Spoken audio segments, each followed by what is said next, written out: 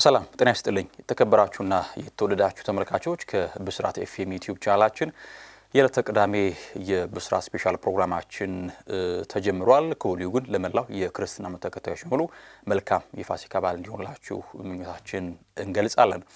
የዕለቱ ቆይታችን እንግዲህ የሳምንቱ መጨረሻ የሊግ ጨዋታዎች ይደረጋሉ። እነዚያን በስፋት እንመለከታለን። ከሳምንታት ቆይታ በኋላ የእንግሊዝ ፕሪሚየር ሊግ ወደ ውድድር ይመለሳል። እንግዲህ ባለፉት ሳምንታት ኢንተርናሽናል ብሬክ ነበር። ከዚያም በኋላ በኤፍኤ ካፕ ነበር ውድድሮች የተደረጉት። ታዲያ ከትናንት ጀምሮ ፕሪሚየር ሊጉ ተጀምሯል። እሱን እንቃኛለን። እንደዚሁም ደግሞ ስፔን፣ ጣሊያን፣ ጀርመን፣ ፈረንሳይ የሚከናወኑ ጨዋታዎችንም የምንዳስስ ነው የሚሆነው። ትናንት በእንግሊዝ ፕሪሚየር ሊግ ዌስትሃምን ከወልቭስ ያገናኘ ጨዋታ ለንደን ላይ ተከውኖ ነበር። ወልቭስ አሁን ላይ እንግዲህ መውረዱን ለማረጋገጥ እጅግ የቀረበ ቡድን ነው። ነገር ግን በቅርብ ሳምንታት ደግሞ የተሻለ የሚባል ፐርፎርማንስ ነው ያስመለከተ የሚገኘው። ዌስትሃም በአንጻሩ በተለይ ኑኖ ወደ ቡድኑ ካመሩ በኋላ በጣም የተለየ ጥራት ላይ የሚገኝ ቡድን ነው። ትልቅ ቡድኖች ሳይቀር ነጥብ የሚያስጥል የሚያሸንፍ ቡድን ሆኖ የተመለከተነው እንገኛለን። ላለመውረድ ነው እየታገለ የሚገኘው ዌስትሃም። ትላንት ተጠባቂ መርሃ ግብር ነበረ። እናም ባለሜዳ ቡድን ዌስትሃም 4-0 ነው ያሸነፈው። የትናንቱን መርሃ ግብር በጣም እጅግ አስፈላጊ ጨዋታ ነበረ ያደረገው ዌስትሃም። ኮንስታንቲኖስ ማቭሮፓኖስ እና ታቲ ካስቲላኖስ ያስቆጠሯቸው ሁለት ጎሎች መዶሻዎቹን ያለመውረድ የሚደረግ ትንቅንቅ በጥሩ መንገድ እንዲጓዙ አድርጓቸዋል። 4 ጎሎቹን አስቆጥሮ አሸንፈዋል። ዌስትሃም ባለፉት የሜዳው 5 ጨዋታዎች ወልቭስን አሸንፎ ነበረ። ለስድስተኛ ጊዜ ነው ማሸነፍ እየቻለው ዌስትሃም። ከዚህ ቀደም ብላክበርን 9 ጊዜ፣ ሚድልስብራን 7 ጊዜ፣ ሰንደርላንድ 6 ጊዜ በተከታታይ በሜዳው አሸንፎ ነበረ። ስለዚህ ከሰንደርላንድ እኩል ወልቭስንም 6ኛ የሜዳው ድል ሆኖ ተመዝግቦታል። በተከታታይ እንግዲህ ወልቭስ በውድድር ዘመኑ 21ኛ ሽንፈቱን ነው የተመዘገበው እና ምን ያክል መጥፎ ቁጥር እንደሆነ የሚያሳብቅ ነው። ይህንን ተከትሎ ዌስትሃም ከወራጅ ቀጠና ወጥቶ በአንጻሩ ቶተንሃም ደግሞ ወደ ወራጅ ቀጠናው ገብቷል። አሁን ላይ እርግጥ ነው በመጪው እሁድ በስቴዲየም ኦፍ ላይት ከሰንደርላንድ ጋር ጨዋታውን ያደርጋል። ቶተንሃም በወራጅ ቀጠናው ሲገኝ ከ18 ዓመታት በኋላ ለመጀመሪያ ጊዜ ነው። በጣም የተለየ የውጤት ቀውስ ውስጥ እንደሚገኝ ይታወቃል። አሰልጣኝ ሹምሽሮችን እየፈጸመ ቶማስ ፍራንክ፣ ከዚያም ኢጎር ቱዶር፣ አሁን ደግሞ ዲዘርቢን ሾመዋል ቶተንሃሞች። አሁን በዲዘርቢ የመጀመሪያ ጨዋታቸውን ነገ ነው የሚያደርጉት ከሰንደርላንድ ጋር። እናም አሁን ላይ ባለው የደረጃ ሰንጠረዥ ቶተንሃም ወራጅ ቀጠናው ላይ ነው የሚገኘው። ዌስትሃም 32 ነጥቦችን ይዞ 17ኛ ነው። ቶተንሃም ደግሞ በ30 ነጥቦች በ2 ነጥቦች አንሶ በ18ኛ ደረጃ ላይ ተቀምጧል። በርንሌይ 20 ነጥቦችን ይዞ 19ኛ ነው። እንደዚህ ወልቭስ በ17 ያክል ነጥቦች ግርጌ ላይ የተቀመጠው ቡድን ነው። እናም ለዌስትሃም በጣም ትልቅ ድል ነው ትናንት ማስመዝገብ የቻለው። ሌላኛው መርሃ ግብር ሪያል ማድሪድን ከጂሮና በሳንቲያጎ ቤርናባው ያገናኘ ጨዋታ ነበረ። ሪያል ማድሪድ በሳምንቱ አጋማሽ በዚያው በቤርናባው በባየር ሙኒክ 2-1 ተሸንፎ እንደነበረ ይታወሳል። እናም ወደ ድል ለመመለስ ያከወነው ጨዋታ ነበረ። ነገር ግን ድል አልቀናውም። ሎስ ብላንኮቹ ትናንት ነጥብ ተጋርተው ነው የወጡት። በፌዴ ቫልቬርዴ ጎል ይመሩ ነበረ። ቶማስ ሌማ ጎል አስቆጥሮ ለጂሮና ጨዋታው 1-1 ነው የተጠናቀቀው። ሙሉ ብልጫ ነበረው ሪያል ማድሪድ ድሎችን በመፍጠር ኳስ ፖሰስ በማድረግ ነገር ግን 3 ነጥብ አሳክቶ መውጣት አልቻለም። ባለፉት 3 ጨዋታዎች ማሸነፍ አልቻለም። እንዳነሳውላችሁ በሳምንቱ አጋማሽ ተሸነፈ በባየር ሙኒክ። ከዚያ በፊት በነበረው ጨዋታ በሪያል ማዮርካ ተሸንፎ እንደነበር ይታወሳል። ትናንት በድጋሚ ነጥብ ተጋርቶ ወጥቷል። ነገር ግን በግሉ ፌዴ ቫልቬርዴ በጣም ድንቅ ዓመት እያሳለፈ ነው የሚገኘው። በተለይ የፈረንጆቹ 2026 ከገባ ጀምሮ 10 ጎሎችን አስቆጥሮ 8 አሲስት አድርጓል። ይሄ የነጠረ ብቃት ላይ እንደሚገኝ ኡሩጓዊ ተጫዋች በእጅጉ ማሳያ ነው። ትናንት አልቫሮ አርቤሎዋ ለውጦችን አድርጎ ነበረ። በተለይ ለሙኒኩ የመልስ ጨዋታ በማሰብ እንደነ አንቶኒ ሩዲገር፣ አልቫሮ ካሪራስን ጨምሮ ትሬንት አሌክሳንደር አርኖልድን አሳርፎ ነበር የገባው። በአንጻሩ ደግሞ ሮድሪጎ ጌሽ፣ ቱርቦ ኮርቷ፣ ፍራንኮ ማስታንቱኖ በጉዳት በስብስቡ ውስጥ አልነበሩም። ከጨዋታው መጠናቀቅ በኋላ አሰልጣኝ አልቫሮ አርቤሎ ሀሳቡን ሰጥቷል። አሁን ላይ ላሊጋው ተጠናቋል የሚል ሀሳብ ቀረበ ከጋዜጠኞች። ነገር ግን እኛ ማድሪዶችን እስከ መጨረሻው ድረስ እንፋለማለን ሲል ሀሳቡን ሰጠ። ቪኒሲዮስ ጁኒየርና ኪሊያን ምባፔን በተመለከተ ዓለማችን ላይ ከሚገኙ 3 ምርጥ ተጫዋቾች መካከል ይጠቀሳሉ ሁለቱ ተጫዋቾች ሲል ለተጫዋቹ ያለውን አድናቆት ገልጿል። በመጪው ረቡዕ በሚደረገው የመልሱ ያለ ናዛሪያ ጨዋታ በተመለከተ 200% ኢነርጄቲክ ሆነን በሙሉ የማጥቃት ኃይል የማሸነፍ ሞራል እንጓዛለን ወደ ጀርመን ሲል ሀሳቡን ሰጥቷል። እንደሚታወቀው ባርሴሎና ባለፈው አትሌቲኮ ማድሪድን አሸንፎ በላሊጋው ነጥብነቱን አስፍቶ ነበረ። በድጋሚ ማሸነፍ ከቻለ ልዩነቱ ይሰፋል ማለት ነው። በኢስታዲዮ ኦሎምፒኮ ሮማን ከፒዛ ያገናኘ ጨዋታ ነበረ። ሮማው ከተማ ክለብ ሮማ በዶኒል ማለን ሃትሪክ ታግዞ 3-0 አሸንፏል። እንግዲህ ዶኒል ማለን ጥር ላይ ነበረ ከአስቶን ቪላ በውሰት ያመራው ወደ ሮማ በ10ኛ ጎሉን ያስቆጠረው። በስኩዴቶ 12 ጨዋታዎችን ብቻ አድርጓል። ሮማ በጋስፔሪኒ አጃመሩ በጣም መልካም ነበር። አሁን ግን በጣም ደካማ ሲዝን እያሳለፈ ነው የሚገኘው ከውጤት ረገድ ማለት ነው። ነገር ግን ጋስፔሪኒ በብዙ መልኩ ለውጠውታል። የሮማውን ክለብ ኦግስቡርግ ከሆፈንሃይም ሁለታቻ በሆነ ጨዋታዎችን አጠናቋል። ፓሪስ ፉትቦል ክለብ ከሞናኮ ተጫውተው ሞናኮ ሽንፈት ገጥሞታል። አርላንድን የተሸነፈው ሞናኮ አይኮን የሁለት ጎሎችን አስቆጠረ። ቺሮ ኢሞቢሊ አንዷን ጎል አስቆጠረ። የቀድሞ የላሲዮ ተጫዋች በፓሪስም ጥሩ ጊዜ ያሳለፈ የሚገኝ ተጫዋች ነው። ፖል ላቤሌ ፖግባ ከወራት አሳስቧል። ለመጀመሪያ ጊዜ ሜዳ ውስጥ ሲጫወት ተመልክተናል። ተቀይሮ ገብቶ ትናንት ተጫውቷል ለሞናኮ። ይሄ ከወርሃ ታህሳስ 2025 በኋላ ነው ለመጀመሪያ ጊዜ የተሰለፈው። ይሄ ማለት ከወራት ቆይታ በኋላ ነው ወደ ሜዳ የተመለሰው። በስታድ ቪሎድሮም ኦሎምፒክ ዴ ማርሴይ ከሜዚ ያገናኘ ጨዋታ ነበረ። በፒየር ኤሜሪክ ኦባሚያንግ፣ ኢጎር ፒክሳውና ሐሚድ ትራውሬ ጎሎች ማርሴይ አሸንፎ ወጥቷል። ጨዋታው ሌላኛው በሻምፒዮንሺፕ ተጠባቂ ጨዋታ ነበረ። ሚልዌል ወደ ፕሪሚየር ሊግ ለመመለስ ፋለም ያለ ቡድን ነው። ትናንት ከዌስት ብሮም ጋር ተጫውተው ያለ ጎል ነው ጨዋታቸው የተጠናቀቀው። አሁን ላይ ኮቨንትሪ 84 ነጥብ ይዟል። የፍራንክ ጄምስ ላምፓርድ ቡድን ወደ ፕሪሚየር ሊግ መምጣቱ የሚቀር አይመስልም። አሁን ላይ ኤፒሲዎች 3 ቀሪ ጨዋታዎች አሉት። በአንድ ነጥብ ነው አንሶ የተቀመጠው ሶስተኛ ላይ ከሚልዌል በማለት። ስለዚህ ቀሪ ጨዋታዎችን ካሸነፈ ሚልዌልን ቀድሞ ኤፒሲዎች ሁለተኛ ሆኖ የማጠናቀቅ ዕድሉ በጣም ሰፊ ነው። ከዚያም ባለፈ ግን በሻምፒዮንሺፑ እንደነ ሚድልስብራ፣ ሃል ሲቲ፣ ሳውዛምፕተን የመሳሰሉ ቡድኖች ፕሌይኦፍ የመግባት እድል አላቸው። እስከ 6 ያለው ደረጃ ይዟል። ምክንያቱም 2 ተጨማሪ ቡድኖች የፕሌይኦፍ እድል እንደሚያገኙ ይታወቃል። እናም በዚህ መንገድ ሻምፒዮንሺፑ ቀጥሏል። ትናንት በካፍ ኮንፌዴሬሽን ዋንጫ ቤሉዙዳድን ከዛማሊክ ያገናኘ የመጀመሪያ ዙር የግማሽ ፍጻሜ ጨዋታ ነበረ። ከሜዳ ውጭ የተጓዘው ዛማሊክ 1-0 አሸንፏል በሁዋን ቤዛራ ጎል ታግዞ። ስለዚህ ለመልሱ ጨዋታ በጣም ስንቅ ይዞ የተመለሰበት ውጤት ሆኗል ማለት ነው። በዚህ መንገድ የትናንት መርሃ ግብሮች ይህንን ይመስላሉ። ዛሬም ይደረጋል ጨዋታዎች። በቻምፒዮንስ ሊግ እጅግ የሚጠበቁ ጨዋታዎች ይደረጋሉ። የመጀመሪያ ዙር የግማሽ ፍጻሜ ጨዋታዎች ናቸው የሚደረጉት። ሁለቱን የሞሮኮ ቡድኖች ያገናኛል። ፋራባትን ከበርካኔ የሚያገናኘው ጨዋታ በእጅጉ ተጠባቂ። ሁለቱ ቡድኖች ባለፈው ዓመት በሞሮኮያን ካፕ ተገናኝተው ነበረ። በመለያ ዓመት በርካኔ አሸንፈው ነበረ። በነገራችን ላይ በርካኔ ያለፈው ውድድር ዓመት የካፍ ኮንፌዴሬሽን ዋንጫ ሻምፒዮን ነበረ። ዘንድሮ በቻምፒዮንስ እየተሳተፈ ነው የሚገኘው። ጨዋታቸው ይጠበቃል። በሞሮኮ በቶሎ ፕሮ ሊግ አሁን ላይ እየመራ የሚገኘው ፋራባት ነው። በአንጻሩ በርካኔ ባር ነጥቦች አንሶ 6ኛ ደረጃ ላይ ተቀምጧል። ስለዚህ በርካኔ ከፋራባት ይጫወታሉ። ሌላኛው መርሃ ግብር እጅግ የሚጠበቀው የቱኒዚያውን ቡድንና ከደቡብ አፍሪካ ቡድን የሚያገናኘው ጨዋታ ኤስፒራንስ ደ ቱኒዝ ከማሜሎዲ ሰንዳውንስ ይጫወታሉ። ባለፈው ውድድር ዓመትም ተገናኝተው ነበረ። ጥሎ ማለፍ ላይ ቱኒዚያ ላይ 0-0 ተጠናቀቀ። በአንጻሩ ደቡብ አፍሪካ ላይ ሰንዳውንስ አሸንፎ 1-0 አልፎ እንደነበረ ይታወቃል። ዛሬ በድጋሜ ዕለተ እሁድ የሚደረግ የጨዋታ መርሃ ግብር ነው። ኤስፒራንስ ደ ቱኒዝ ከማሜሎዲ ሰንዳውንስ። የቱኒዚያው ክለብ ኤስፒራንስ ደ ቱኒዝ 4 ጊዜ የካፍ ቻምፒዮንስ ሊግ ዋንጫን አሳክቷል። በአንጻሩ ግን ሰንዳውንስ 1 ጊዜ ብቻ ነው በካፍ መድረክ መንገስ የቻለው በቻምፒዮንስ ሊግ። ላኛው ዛሬ የሚደረግ ጨዋታ ለበካፍ ኮንፌዴሬሽን ዋንጫ ዩኤስኤም አልጀርስ ከኦሊምፒክ ሳፊ ጋር ዛሬ በግማሽ ፍጻሜ ይጫወታሉ። በረጋችን ላይ ካፍን በተመለከተ የካፍ ፕሬዚዳንት ፓትሪስ ሞሴፔ በአፍሪካ እግር ኳስ ኮንፌዴሬሽን ውስጥ በሙስና ላይ የሚደረገው ማንኛውንም የምርመራ ሂደት እንደሚቀበሉ ገልጸው ምንም የሚደበቅ ነገር እንደሌለም እንደዚሁ የተናገሩበት አጋጣሚ ነው ያለው። ወደ ዛሬ መርሃ ግብሮች ልውሰዳችሁ። በእንግሊዝ ፕሪሚየር ሊግ አርሰናል ከቦርንመዝ ይጫወታሉ። ይህ ጨዋታ እጅጉን ይጠበቃል። አርሰናል እንደምናስታውሰው በሳምንቱ አጋማሽ ወደ ፖርቱጋል አምርቶ ሊዝበንን አሸንፎ ተመልሷል። ነገር ከዚያ ቀደም በነበሩ ሳምንታት በኤፍኤ ካፕ በሳውዛምፕተን ተሸንፎ ከውድድሩ ተሰናበተ። በካራባኦ ካፕ ፍጻሜ በማንቸስተር ሲቲ ተሸንፎ ዋንጫውን አጥቶ እንደነበረ ይታወቃል። ስለዚህ ይበልጥ በእንግሊዝ እግር ኳስ ወደ ቀደመ ውጤቱ ለመመለስ የሚያደርገው ጨዋታ ነው። ከጨዋታው አስቀድሞ አሰልጣኝ ሚኬል አርቴታ ኤብሬች ኤዜን በተመለከተ በጥቂት ሳምንታት ውስጥ አልነበረም፣ በጉዳት ምክንያት እንደሚመለስ ዝግጁ ነው ለጨዋታው ሲል ተናግሯል። ከዚያም ባለፈ ግን ማርቲን ኦዴጋርድ፣ ቡካዮ ሳካ፣ ዩሬን ቲምበር፣ ሪካርዶ ካላፊዮሪና ፔሮ ሄንካፒን በተመለከተ ለቀረበለት ሀሳብ ከጉዳታቸው የሚያገግሙ ተጫዋቾች አሉ የተባለ ሚኬል አርቴታ ከነዚህ ውስጥ አንዳንዶቹ ለጨዋታው ዝግጁ ይሆናሉ የሚል ሀሳብ ሰጠ። በነገራችን ላይ ፔሮ ሄንካፒ ልምምድ ሲሰራ ቡድኑ በልምድ ስኳድ ውስጥ ታይቷል። እናም ለጨዋታው እንደሚደርስ ይታሰባል። ሚኬል ሜድሮን በተመለከተ ለወራት ከሜዳ ርቆ ነበረ፣ በጉዳት ቀዶ ሕክምና አድርገው ነበረ። ይህ ስፔናዊ አማካኝ ሚኬል አርቴታም የውድድር ዓመቱ ከመጠናቀቁ በፊት ወደ ሜዳ ሊመለስ ይችላል ሲል ስለ ሚኬል ሜድሮን ሀሳቡን ሰጥቷል። ስለ አዲስ ውልም በተመለከተ በዚህ ጉዳይ ላይ ምንም አዲስ ነገር የለም። እስካሁን ስለዚህ ያለመነጋገር ጊዜው አይደለም። ሙሉ ትኩረታችን ያለው ከአሁኑ ጀምሮ እስከ ውድድር ዓመቱ መጠናቀቂያ ድረስ ያለን ውጤት በተመለከተ ነው ሲል ሀሳቡን ሰጥቷል። በአርሰናል ቤት በሙሉ ቁርጠኝነት ነው እየሰራ የሚገኘው።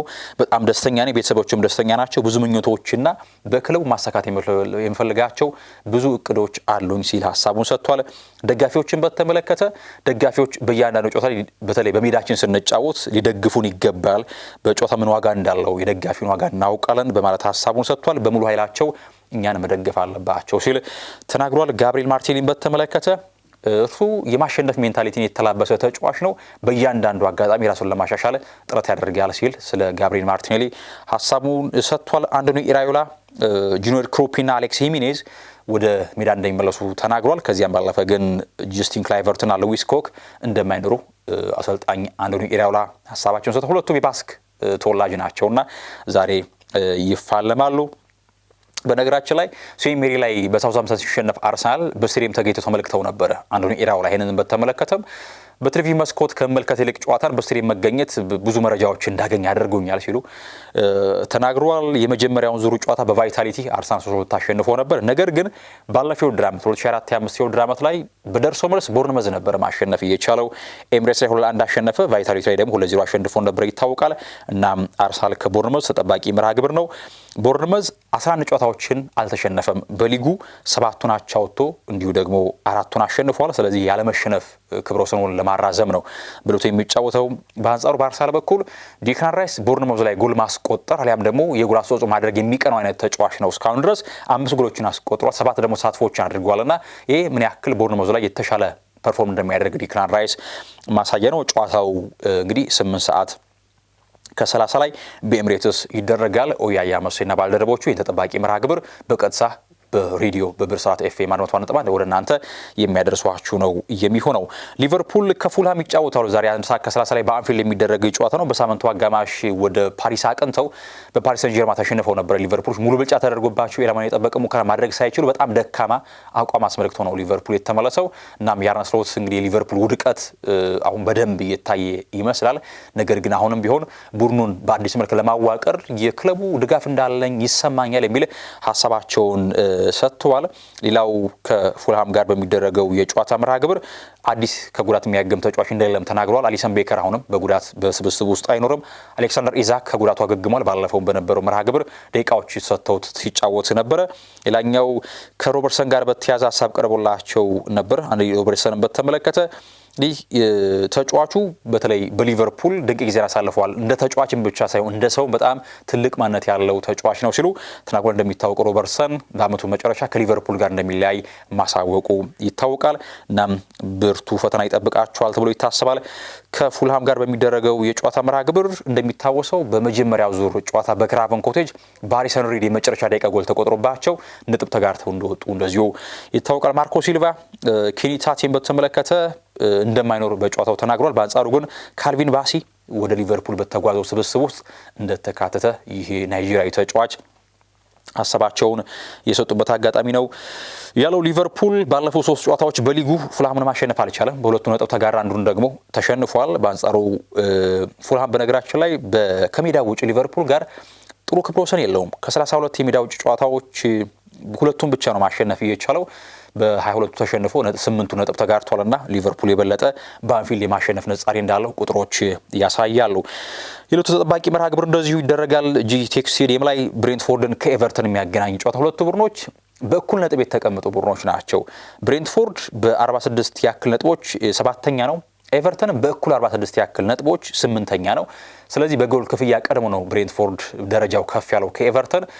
ኪታን ሪውስ ከዴቪድ ሞይስ የሚያደርጉት የታክቲክ ፍጥጫ በእጅጉ ይጠበቃል። ሁለቱ ቡድኖች በተለይ ዘንድሮ ብሬንትፎርድ እንደ ዳርክ ሆርስ ነው በሊጉ የተመለከተን የምንገኘው። አሰልጣኙን ቶማስ ፍራንካቶ እንደነ ብራያን ምቦሞ የመሳሰሉ ዮሐን ዊሳ፣ ኖርጋርድ የመሳሰሉ ተጫዋቾችን አጥቶ እንዴት ባለ መንገድ በሊጉ እየተጓዘ እንዳለ ማሳያ ነው። ኤቨርተንም በጣም አስደናቂ ቡድን ገንብቷል። ዳቪድ ሞይስ ሲከላከል እንደ ቡድን ነው፣ ሲያጠቃ እንደ ቡድን ነው። ጥራቶቻቸውን በልህቀት እየተመለከተ እንገኛለን።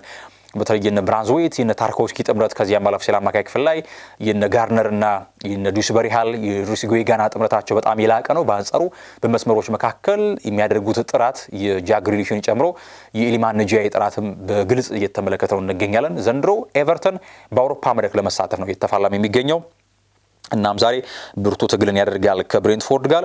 ብሬንትፎርድ በተለይ ለማሸነፍ ይቸገር ነበር ኤቨርተንን። እንዲያውም ባለፈው አሸነፈ እንጂ ወርሃ ጥር ላይ ከዚያ ቀደም በነበሩ 6 ጨዋታዎች ላይ ማሸነፍ አልቻለም። 3ቱን ተሸንፎ 3ቱን ነጥብ ተጋርቶ ነበረ።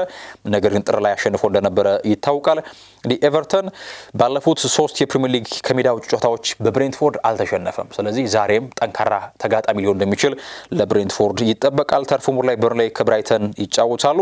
ነገ የሚቀጥልና ተጠባቂው መርሃ ግብር በስታንፎርድ ብሪጅ ቸልሲን ከማንቸስተር ሲቲ የሚያገናኘው ጨዋታ በእጅጉ ተጠባቂ የጨዋታ መርሃ ግብር ነው።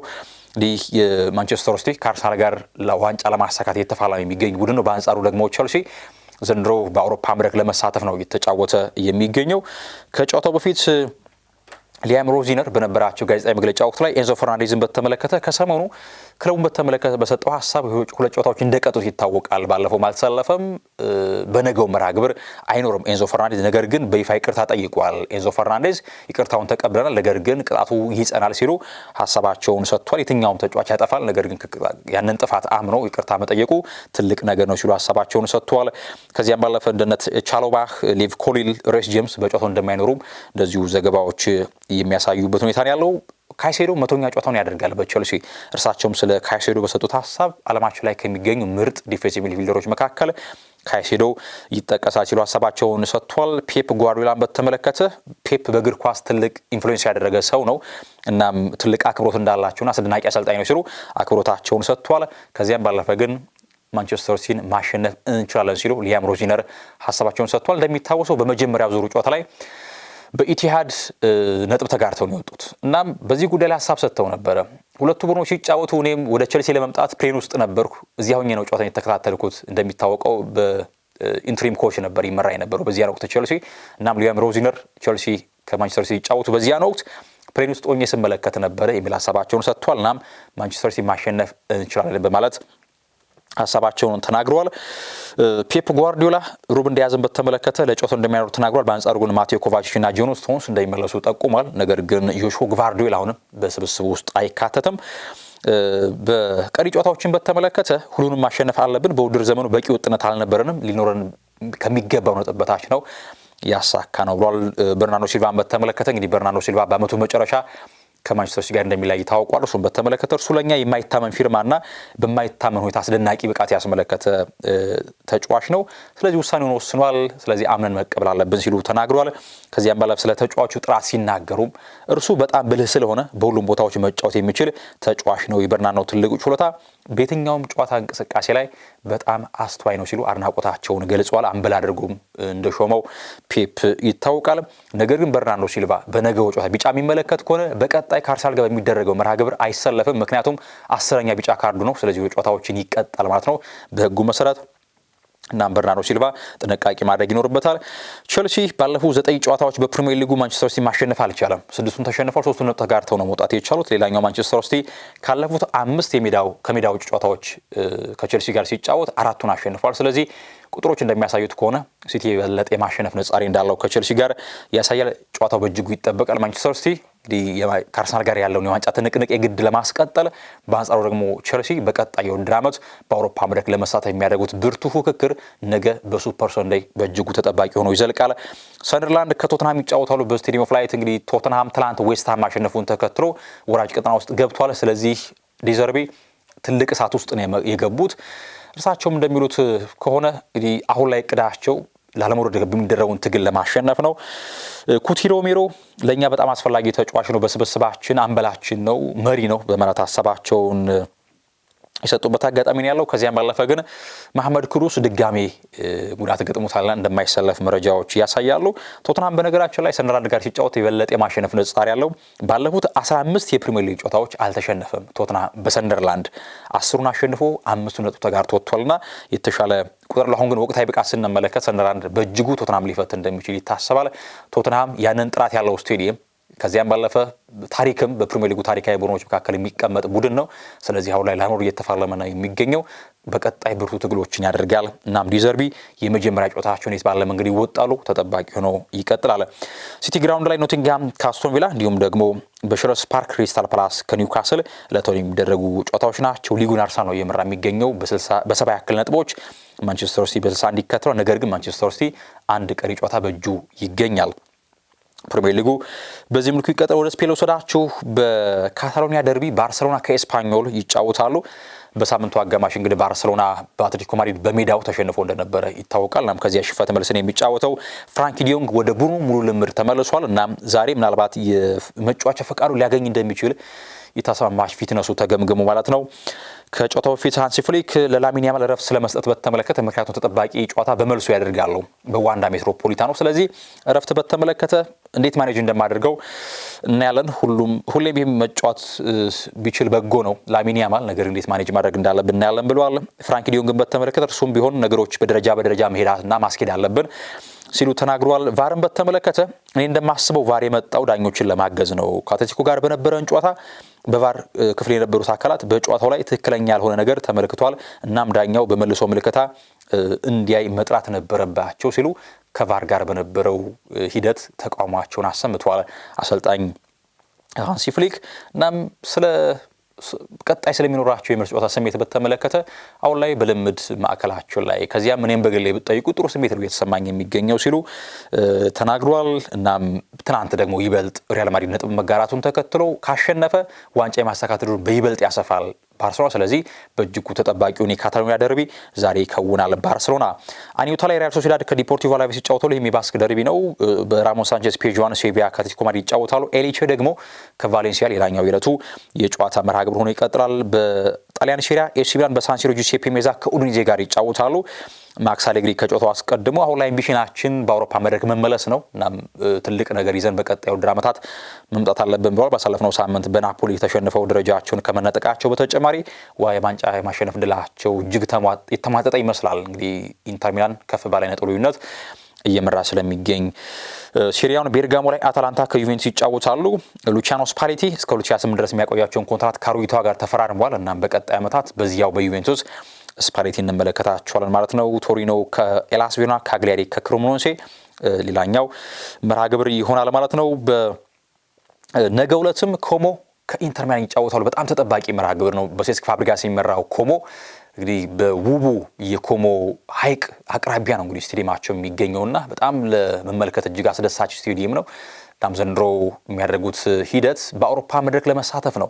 ደጋፊዎችም ይሄ ነው ህልማቸው። ከሴሪ ቢ ካደጉ በኋላ በፍጥነት ነው ራፒድ የሆነ ፍጥነት ነው ያስመለከቱትና አሁን ሴስክ ፋብሪጋስ ከኢንተር ጋር ብርቱ ትግል እንደሚገጥመው ይጠበቃል። ሌላኛው በቡንደስሊጋ ዶርትሙንድ ከሊቨርኩሰን ይጫወታሉ። ዜም ፓውሊ ከሙኒክ ሌላኛው የቡንደስሊጋ መርሃ ግብር ነው። በፍራንስ ሊጋ ስታድ ሬነ ከኦንጂ ይጫወታሉ። እንዲሁም ኦሎምፒክ ሊዮን ከሊዮሪዮ ሌላኛው የፍራንስ ሊግ ጨዋታ ሆኖ ይቀጥላል ማለት ነው። በዚህ መንገድ ፕሪሚየር ሊግ ከዚያም ባለፈ የአውሮፓ ሌሎች ሊጎችም ቀጥለው ይደረጋሉ። ቆይታችን ይመስል ነበር ተመልካቾቻችን። ተፈራ ታመነ ከመላው የስቱዲዮ ባለሙያዎች ጋር ጊዜን አሳልፌያለሁ። ብሩህ ጊዜን ተመኝቻለሁ።